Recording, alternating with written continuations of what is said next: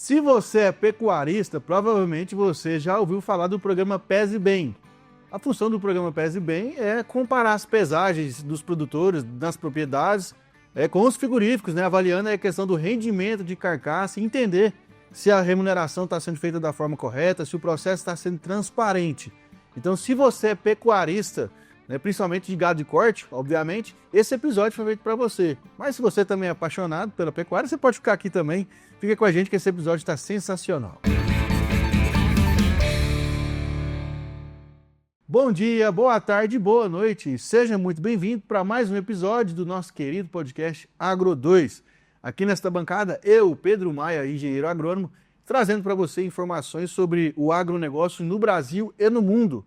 Já está chegando por aqui? Já chega estralando o dedo aqui nesse like, aqui embaixo. Já inscreve no canal também para você ficar por dentro de tudo que acontece nesse universo do agro, que representa hoje 1/3 do nosso PIB, da nossa economia. É o motor que está girando esse país e fazendo as coisas acontecerem.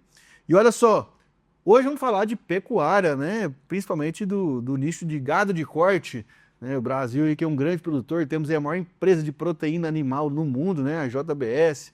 E temos aí grandes players no mercado, sem falar que nossa carne é a carne que tem mais qualidade no mundo, A carne acabada a pasto, principalmente, Então é uma carne muito saborosa e muito gostosa, E se você já foi para fora do Brasil e consumiu carne lá fora, você sabe bem o que eu estou falando, Nossa carne aqui é a melhor do mundo. E, obviamente, trazemos aqui, convidados especialistas nas áreas que dominam o assunto de maneira extraordinária. Então, hoje teremos 2 convidados aqui nessa bancada, no caso nessas poltronas, sendo que um convidado ele é médico veterinário especializado em gestão do agronegócio e mestrado em produção de ruminantes, e é atual analista de mercado pecuário do IFAG, que é o Instituto de Fortalecimento da Agricultura de Goiás, na Federação da Agricultura e Pecuária do Brasil. A FAEG, de Goiás no caso, no Brasil não. E o nosso outro convidado, também médico veterinário, formado em 2004 pela UFG, Universidade Federal de Goiás, especialista em reprodução de bovinos, produtor também de bovinocultura de corte na fase de recria e terminação há 6 anos, e atualmente é coordenador do programa Pese Bem do sistema FAEG, Senar e FAG. Então chega para cá, Marcelo Penha e Alexandre dos Reis. Tudo bem, turma? Tudo bem. Exato. Boa tarde, bom demais receber vocês, Boa tarde, porque na verdade a gente está gravando aqui no período da tarde, Mas a turma aqui está assistindo em qualquer horário, o programa gravado. Mas é isso aí, sejam muito bem-vindos. Vamos falar sobre gado de corte, então? Vamos lá. Sim, vamos lá. Perfeito.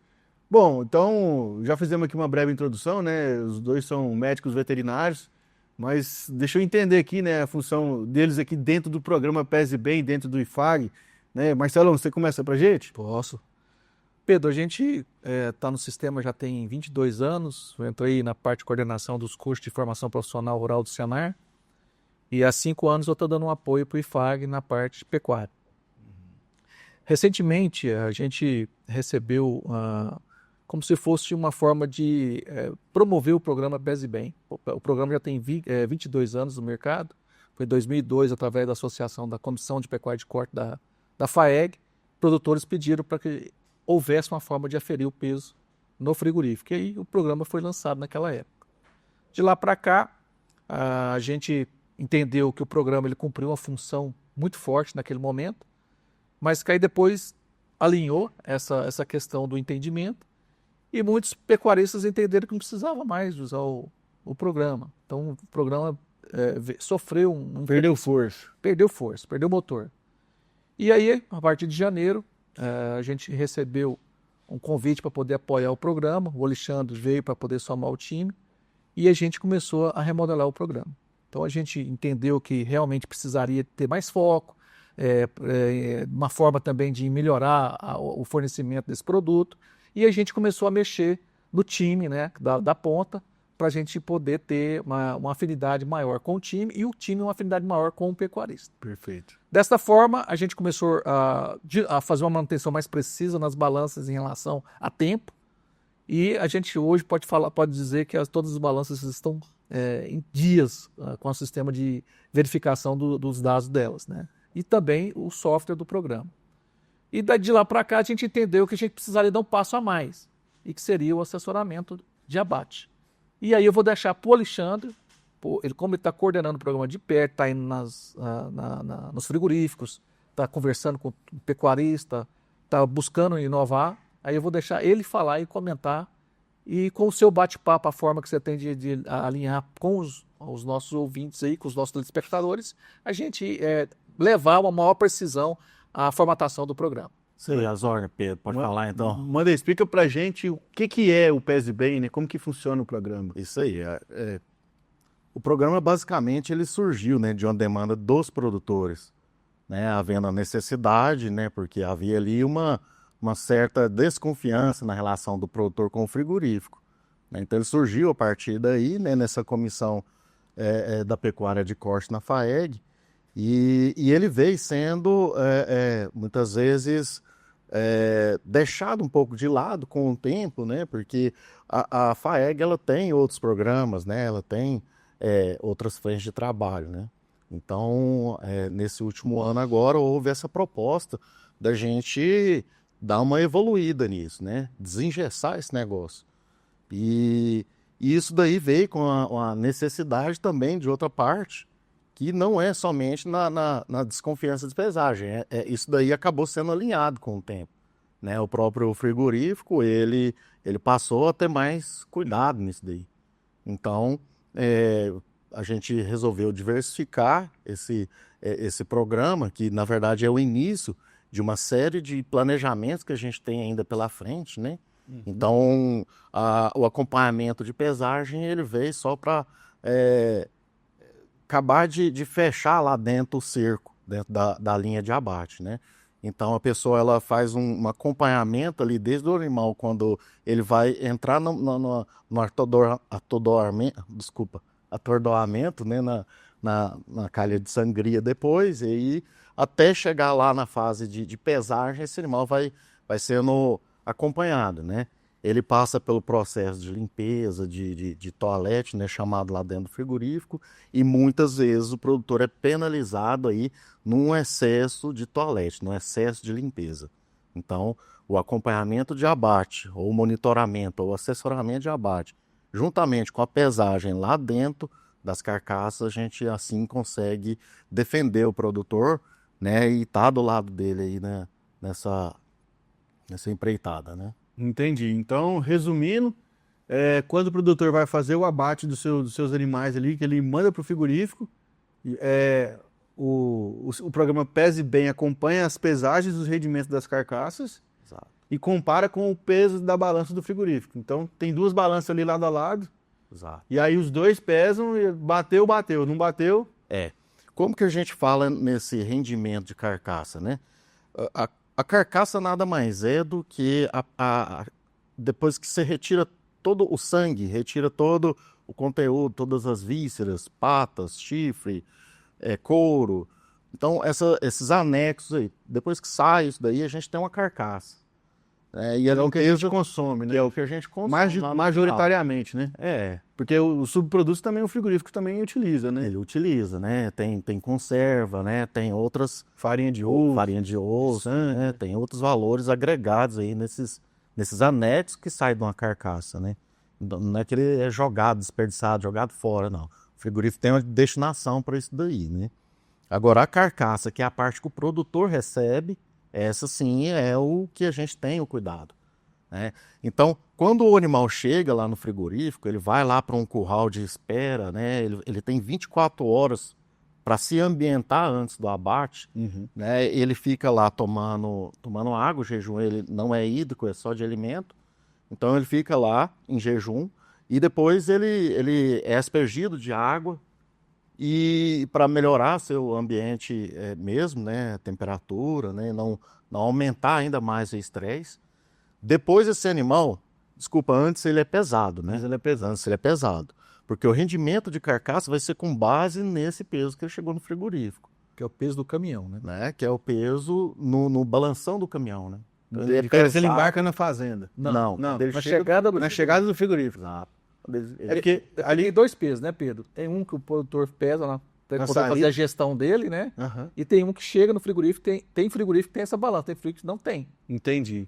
Tem frigorífico que tem essa balanção do caminhão. Aí dali, o rendimento de carcaça é feito dessa pesagem dali. Tá ali. Mas é porque assim, nós estamos falando de um ser vivo, né? Obviamente. Então, eu entendo que desse transporte da fazenda para o frigorífico também tem uma quebra, né? Tem. Normal, né? Em torno de 5%. Em torno de 5%, que é ali que o animal perde ali desidrata um pouco.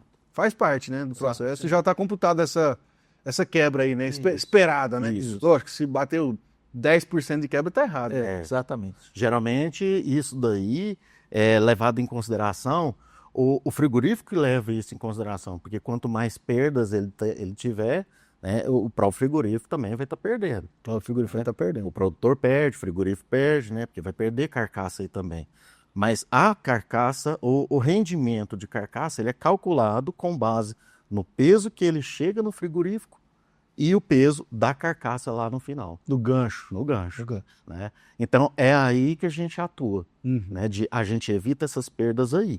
A gente evita a perda lá na linha de abate com excesso de limpeza e evita de uma divergência na pesagem da carcaça que pode acontecer do frigorífico em relação também. O erro pode acontecer, isso é natural de acontecer. A carcaça ela está em movimento quando ela é pesada, Sim. né? Então isso daí tem variações, né? Então a gente está lá para garantir que essas variações elas estejam dentro de uma tolerância. Entendi. Hein, Marcelo? Mas aí, como é que funciona esse acompanhamento? Aí fica uma pessoa lá do programa dentro do frigorífico ou isso é tudo de maneira online, digital? Então, no assessoramento de abate, que é uma da nova proposta do programa, começa desde na hora que ele entra no frigorífico. Entendi. E aí, lá na sala, como o Alexandre falou, todo esse percurso aí também vai ser analisado. Uhum. E tem alguns pontos críticos. Na hora que tira o couro, é um ponto crítico, porque fica carne no couro.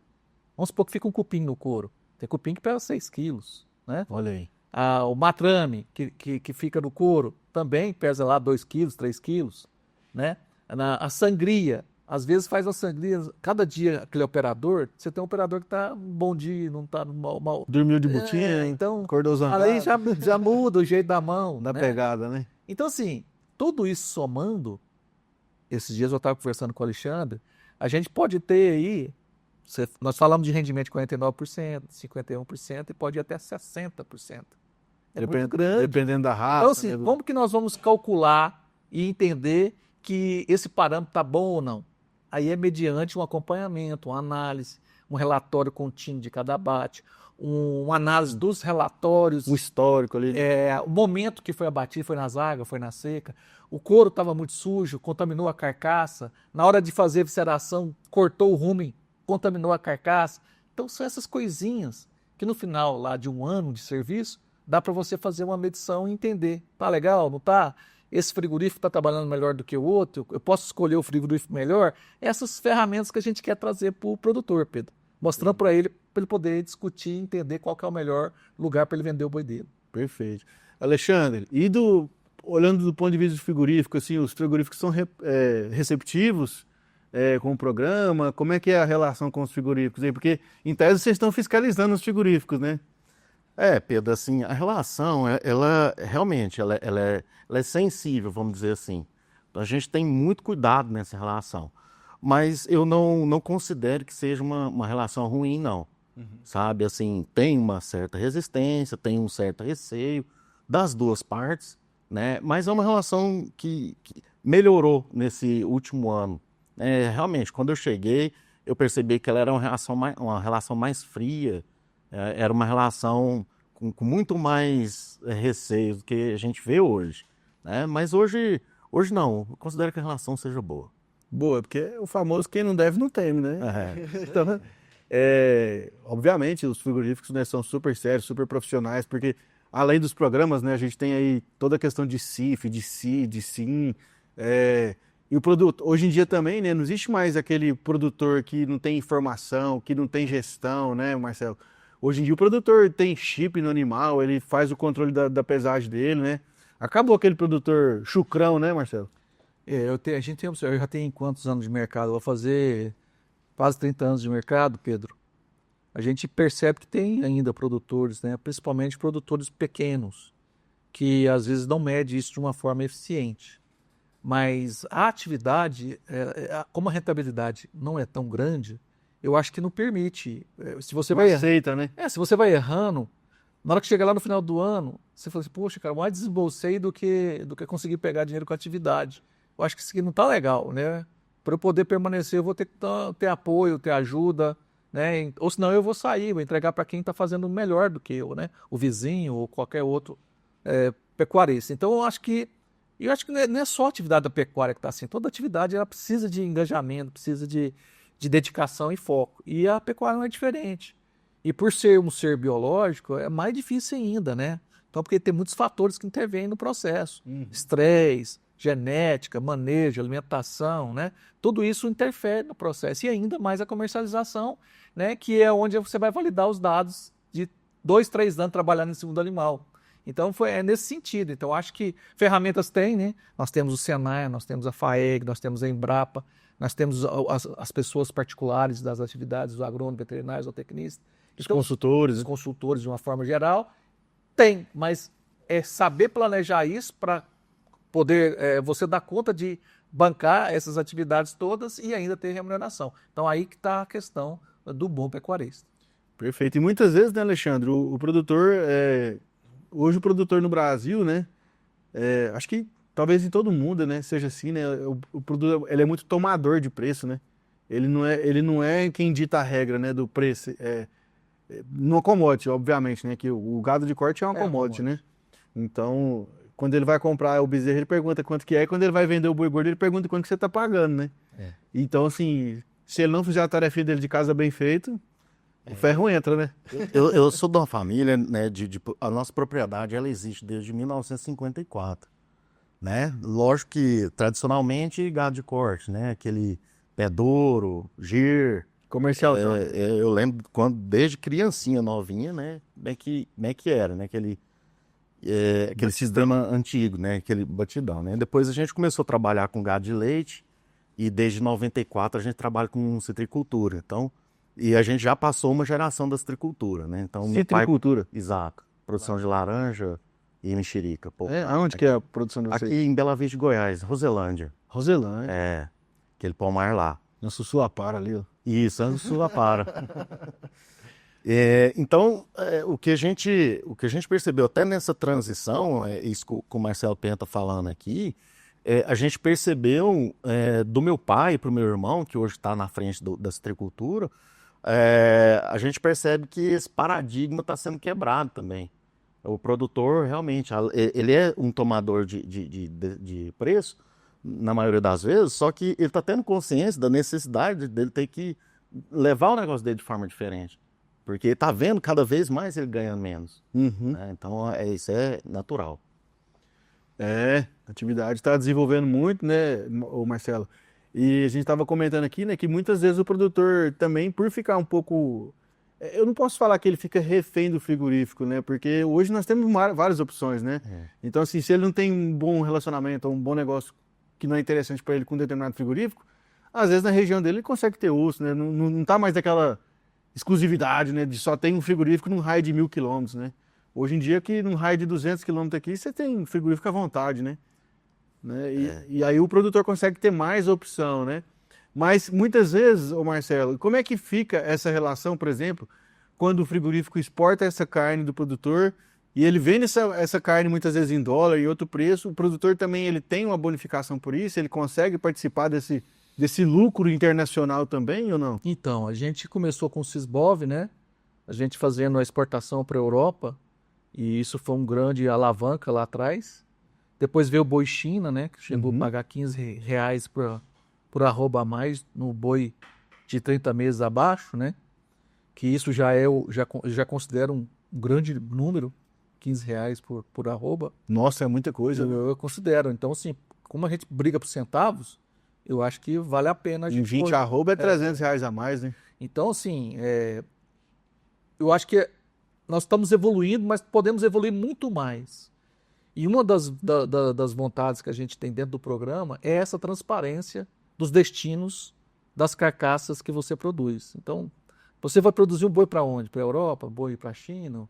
Cota Hilton, né? Cota Hilton, né? No caso Cota da Hilton Europa. é Europa? É, Europa. Ainda tem, né? Ainda tem. Aí nós temos o boi agora que pode ir para o Japão, que é considerado uma das carnes mais... recebe melhor preço, que é o boi do Japão, Coreia do Sul. Ainda tem aquele boi China? Tem o boi China. O boi continua. Essa semana eu vi uma precificação menor, não bateu os 15, mas bateu os 10, né, reais. E ele foi um estímulo muito grande. Você vê que nós abatimos boi de 4 anos, 5 anos, estamos abatendo boi de 30 meses, 20 meses, 25 meses. E é uma das exigências do programa, né? Acho que até 36. Exatamente. Por quê? Para evitar da saída do mal da vaca louca, que é o animal velho que pode transmitir a doença. Então, assim, tudo isso que nós estamos conversando nada mais é do que vir para o mundo da transparência. Perfeito. Onde a relação fica transparente. E todo mundo ganha. Todo mundo ganha. Perfeito. E a atividade, de uma forma geral, a cadeia produtiva ganha. Então, esse é o desejo do sistema FAEG em relação a esse programa PESBem. Entendi. Alexandre, e hoje você é o presidente do programa? Como é que é? Você é o cara dono da caneta lá? Mais ou menos, né?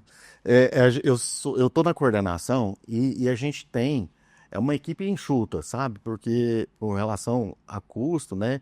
E a gente tenta buscar eficiência. Então, eu estou coordenando.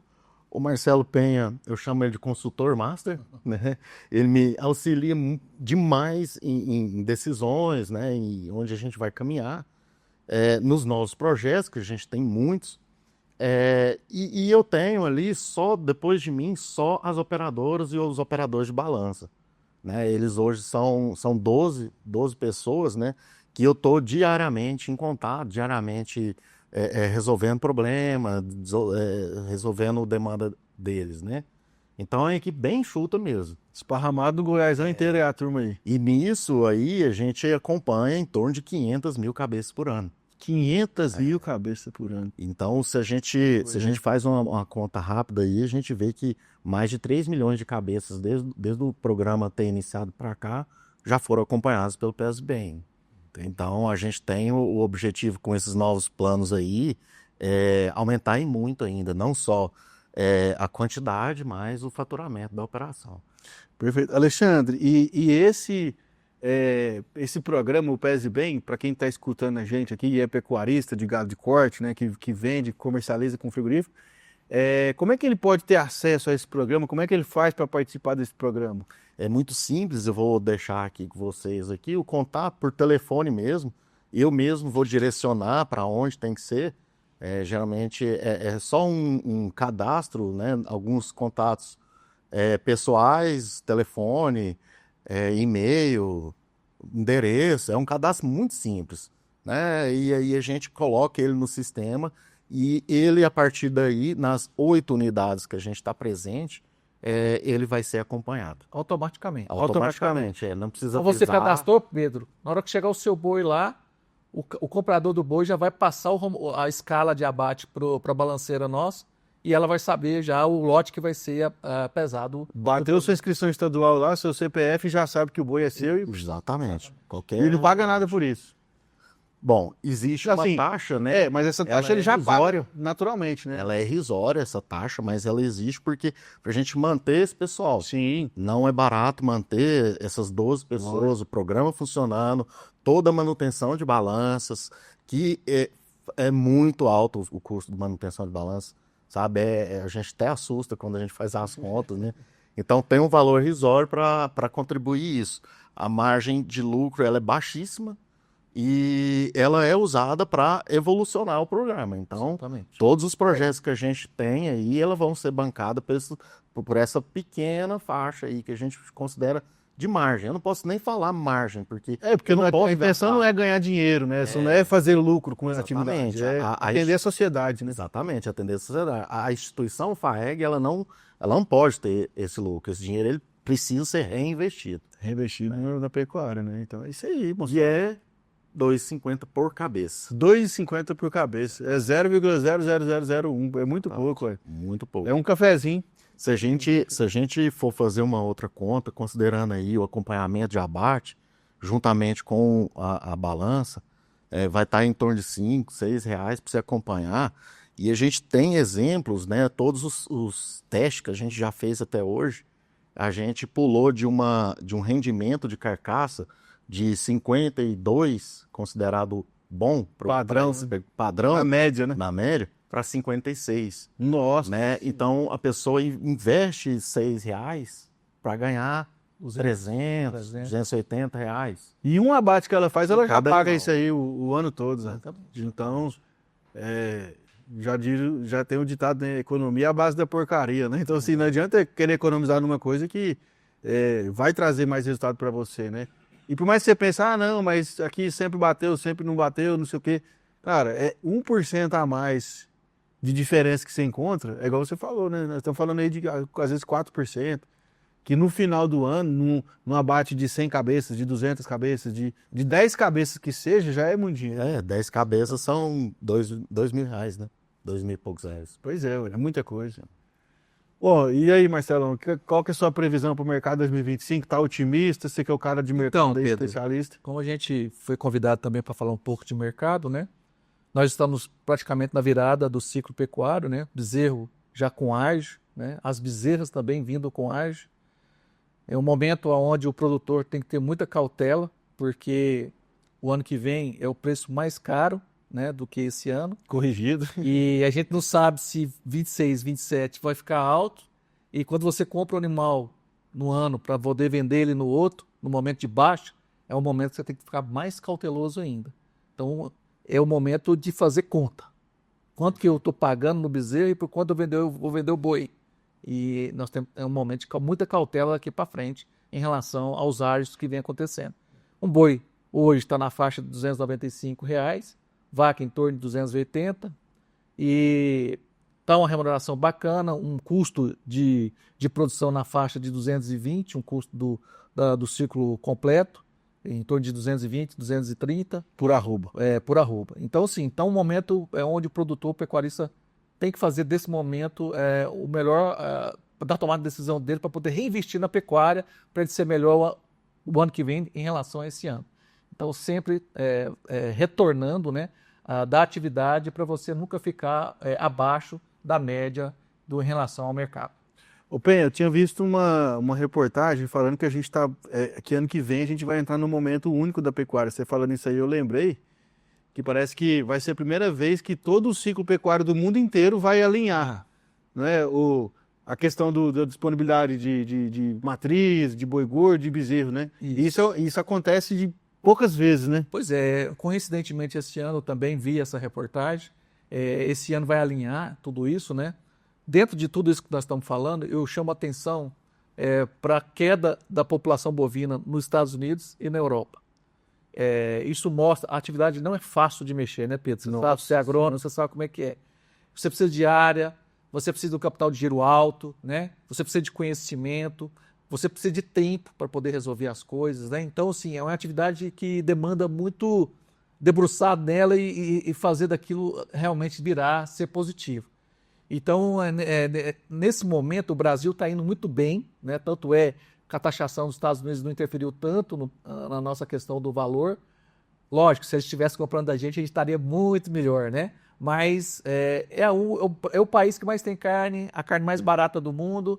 Igual você falou, a carne de qualidade, a carne de pasto. Então, sim, o Brasil está indo muito bem na questão da pecuária. E cada ano que passa fica melhor, porque a agricultura vai entrando nas terras onde a tecnologia está baixa, forçando a pecuária a ser autossuficiente. Rentável, né? E competir, né?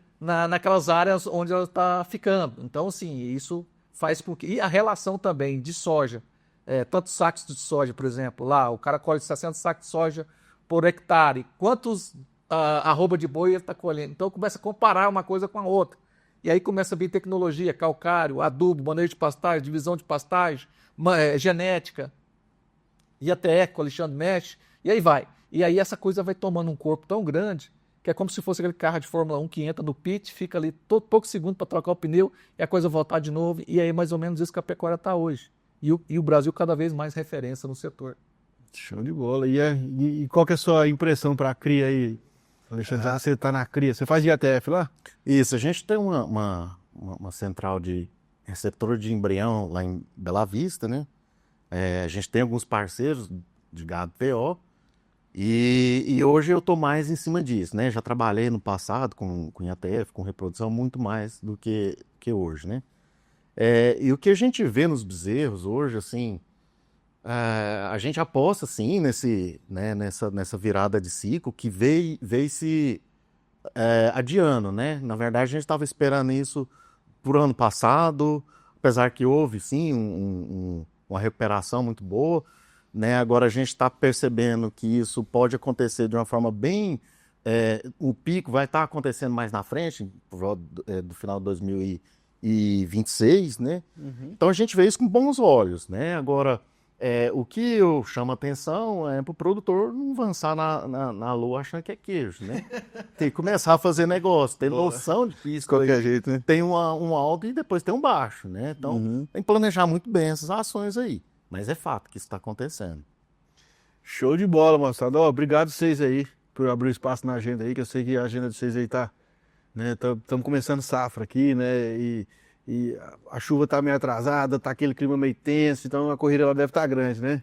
Quando não para, né, Pedro? Graças a Deus, né? Mas a gente sabe o quanto é importante esse espaço que você permite que a gente esteja aqui com você, com o seu Obrigado. programa, É isso, é de nosso. informar, né? De mostrar que existe condições de melhorias, desde que a gente consiga pessoas boas do nosso lado, programas bons, ferramentas boas, para a gente consiga ter uma rentabilidade maior na nossa atividade. Perfeito. Isso aí, eu também agradeço aí, Pedro. Assim, a gente tem que tirar o tempo que for necessário, né? Para a gente comunicar, né, o que vem acontecendo, o que a gente está fazendo lá na casa também, né? No nosso sistema FAEG, Senar e FARG, né? Então, eu tô às ordens aí para qualquer momento, novamente, tá? Obrigado. Então é isso aí, moçada. Valeu, obrigado aí a turma da FAEG, Senar e FAG, né? Mandar um abraço pro meu querido amigo José Mário, tá aí também. José tá devendo a gravação aqui comigo, viu? Mas a agenda do homem é complicada, viu? Uma hora vamos encaixar aqui essa agenda com ele. É isso, obrigado você também que assistiu mais um episódio aqui do nosso podcast. Faz o seguinte, inscreve no canal aqui, ó, já logo essa inscrição, né? O tanto que você aprendeu nesse episódio. Segue o nosso perfil nas redes sociais, @portalagro2, e também acesse o nosso site, nosso portal de notícias, www.agro2.com.br, tá bom? Obrigado pela sua presença, pela sua audiência. Ó, mais de 400 episódios aqui na galeria desse canal. Vai maratonar aí e aprender com quem sabe, com quem domina o assunto. Fechou? Tamo junto, até a próxima. Tchau, tchau.